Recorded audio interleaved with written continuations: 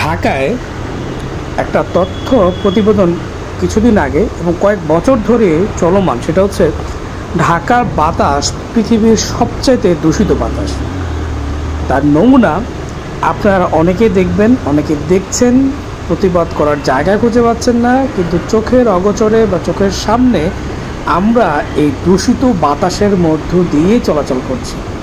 একবার চিন্তা করেন, এই রাস্তা দিয়ে বা এরকম অনেক রাস্তা আছে বিভিন্ন জায়গা, বিভিন্ন সড়কে, সেই জায়গাগুলোতে যারা চলাফেরা করেন তারা কি পরিমাণ এই দূষণের মধ্যে জীবনযাপন করেন তারা একবার ভেবে দেখেন। আর সরকার কোনোভাবেই চায় না দেশের এই ধরনের পরিবেশ দূষণ হোক, কিন্তু সরকারের অধীনে থেকে যারা কর্মরত রয়েছেন এই সমস্ত কর্মকাণ্ডে, তারাই মূলত দায়িত্ব অবহেলার কারণে শহরের বাতাস দূষিত করছেন।